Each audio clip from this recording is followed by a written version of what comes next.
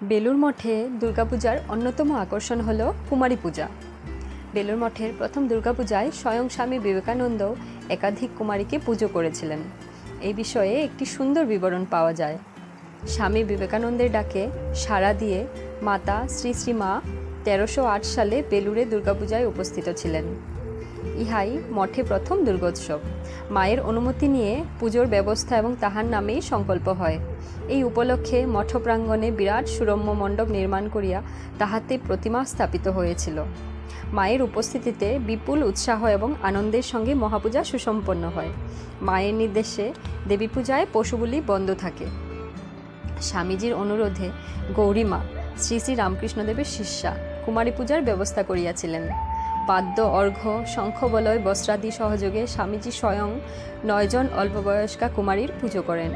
এই সকল জীবন্ত প্রতিমার চরণে অঞ্জলি এবং তাহাদের হাতে মিষ্টান্ন দক্ষিণাদি প্রদান করিয়া স্বামীজি তাহাদিগকে ভূমিষ্ঠ হইয়া প্রণাম করেন। একজন কুমারী এতই অল্পবয়স্কা ছিলেন এবং পূজাকালে এমনই ভাবাবিষ্টা হইয়াছিলেন যে তাহার কপালে রক্তচন্দন পড়াইবার সময় স্বামীজি শিহরিয়া উঠিয়া বলিয়াছিলেন, আহা, দেবীর তৃতীয় নয়নে আঘাত লাগেনি তো? স্বয়ং শ্রী শ্রী মাও ওই কুমারীদের ওই দিন এওরানি পূজা করেন। আজকাল বেলুর মঠে মহাষ্টমী পুজোর দিন 5 থেকে 7 বছরের একটি কুমারীকে দেবী জ্ঞানে পূজা করা হয়। শালঙ্কারা বেনারসি শাড়ি পরিহিতা একটি জলজ্যান্ত কুমারীকে সাক্ষাৎ মা দুর্গা জ্ঞানে পূজা করে সকলের মধ্যে মাতৃভাবেরই সঞ্চার করা হয়। সেই সময় এই পুজো দেখতে খুব ভিড় হয় ওই দিন বেলুর মঠে। স্বামীজির কুমারী পূজার বিষয়ে কিছু আশ্চর্য কাহিনী বলার আগে এই কুমারী পূজার তত্ত্বগত দিকটির কিছু আলোচনা করছি।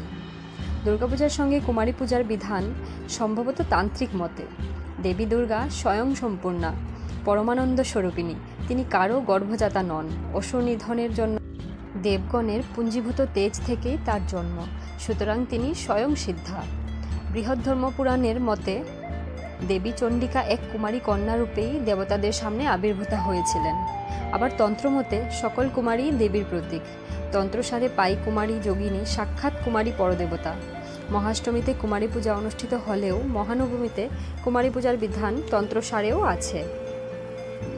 কুমারী পূজা খুবই ফলদায়ী। তন্ত্রসারে আছে, অর্থাৎ যাগযজ্ঞ হোম সকলেই কুমারী পূজা ছাড়া সম্পূর্ণ ফলদায়ী নয়। কুমারী পূজায় দৈবী ফল কোটিগুণ লাভ হয়। কুমারী পুষ্প দ্বারা পূজিতা হলে তার ফল পর্বত সমান। যিনি কুমারীকে ভোজন করান তার দ্বারা ত্রিলোকেরই তৃপ্তি সাধিত হয়। কুমারী সম্বন্ধে এইসব প্রশস্তির দ্বারা এটাই বোঝা যায় কুমারী দেবী ভগবতীর অতি সাত্ত্বিক রূপ, অর্থাৎ সাধকের শুদ্ধ মনে দেবী এই রূপেও দেখা দেন। অন্য অর্থে সাধকের শুদ্ধ চৈতন্যই কুমারীর দেবীত্ব ধরা পড়ে। মানবীয় স্থূলদৃষ্টি সেখানে অন্তর্হিত। যুগাবতার শ্রী রামকৃষ্ণ কুমারীকে ভগবতীর অংশ বলেছেন। কিন্তু কিভাবে এই কুমারীকে বেছে নেওয়া হয়? ওই তন্ত্রসারেই আছে। 1 থেকে 16 বছর বয়স পর্যন্ত বালিকাদের কুমারী পূজার জন্য নির্বাচন করা যেতে পারে, কিন্তু অবশ্যই তাদের ঋতুমতী হওয়া চলবে না। 1 বছরের কুমারীদের এক রকম নামের উল্লেখ পাওয়া যায়।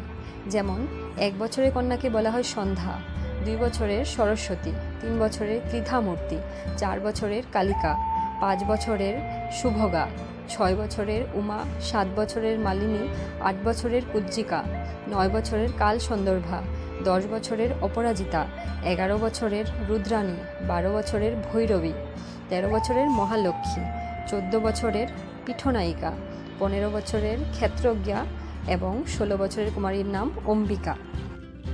শ্রী রামকৃষ্ণও কুমারীকে ভগবতীর অংশ বলেছেন। শুধু কুমারী নয়, তার শুদ্ধ দৃষ্টিতে সব রমণী সাক্ষাৎ ভগবতীর অংশ। নিজ পত্নী শ্রী শ্রীমা সারদা দেবীকে ষোড়শী রূপে পূজা করা সেই শুদ্ধ ভাবেরই দ্যোতক।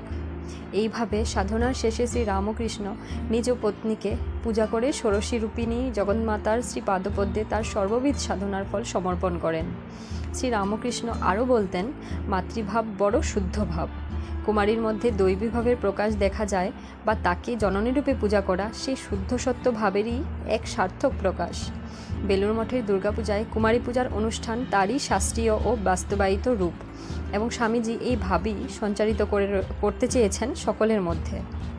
স্বামীজির কুমারী পূজা করা বিষয়ে কিছু আশ্চর্য কাহিনীও জানা যায়। তার মানসকন্যা নিবেদিতা প্রভৃতিকে নিয়ে কাশ্মীর ভ্রমণকালে তিনি এক মুসলমান মাঝির শিশুকন্যাকে কুমারী পূজা করেন। যা দেখে নিবেদিতা সহ তার অন্য পাশ্চাত্য শিষ্যরাও বিস্মিত হন। পরিব্রাজক অবস্থার বিভিন্ন সময়ে তার আরও কিছু শিশুকন্যাকে কুমারী রূপে পূজা করার কথা জানা যায়। তো বন্ধুরা, আমাদের এই ভিডিওটি যদি আপনাদের ভালো লেগে থাকে একটা লাইক করবেন, এবং আপনারা যদি আমাদের এই চ্যানেলে নতুন হয়ে থাকেন চ্যানেলটি সাবস্ক্রাইব করে পাশে থাকার অনুরোধ রইল আপনাদের সকলকে। নমস্কার আপনাদের সকলকেই।